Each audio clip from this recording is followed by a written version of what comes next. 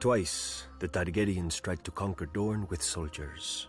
Twice, they failed. Only when the Dragon Kings came bearing husbands and wives did my ancestors relent and agree to join their 7 kingdoms. House Martell could have waged war until the end of days. But how could we resist a peace we could take to bed? For centuries, the Iron Throne had no more loyal ally than the princes of Dorne. Since we had never fallen to them, we kept our ancestral title. Perhaps this is what drew Rhaegar Targaryen to us. His royal parents had not produced a sister for him to wed, so he had to look elsewhere for a princess. And there was only one in Westeros, Elia of House Martell, my sister. She was not the most beautiful woman in the world or even in Dorne, but rare for a woman from our land, her flower came with no thorns. She was kind and clever, with a gentle heart. I loved her. I feared for her. For years I fended off lesser men from her. But when Rhaegar came, even I failed.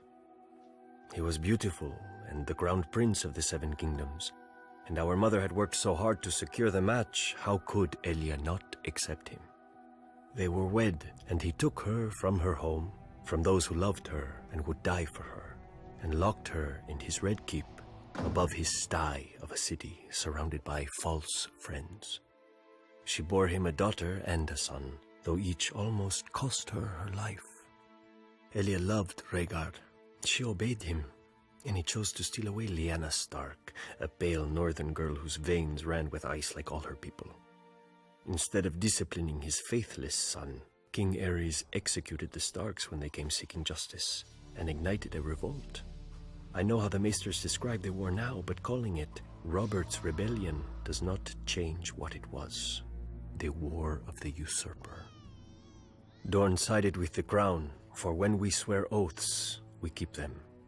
We needed no threats from King Aerys, though he made them anyway, locking Elia and her children in the Red Keep to ensure our loyalty. Even in his madness, he knew that no true Dornishman would ever take up arms against our beloved princess, and that we would fight to the death for whichever side she was on.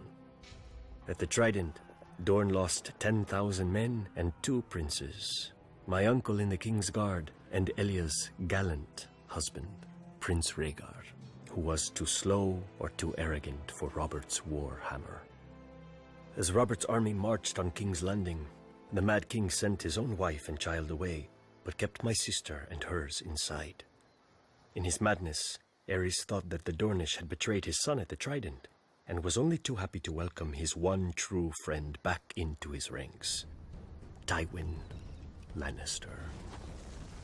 Lord Tywin's army sacked his friend's city while Lord Tywin's son murdered the king he'd sworn to protect. All this could have been forgiven. War is terrible, and men must become terrible to wage it. But the Lannisters knew that as long as my sister and her children, Prince Rhaegar's heirs, lived, no usurper could safely sit the throne.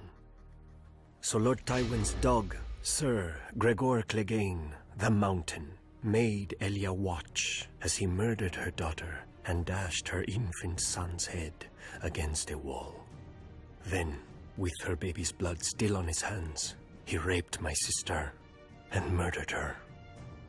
When Lord Tywin later presented their bodies to Robert Baratheon wrapped in pretty Lannister cloaks, I have been told the red color graciously hid the blood from men's eyes. The Targaryens talk of fire and blood. In Dorne, our blood is fire. If Robert Baratheon had dared set foot in Dorne during his reign, he would have lost the foot, and it is not even him we blame for Elia. The Lannisters think their gold buys them power.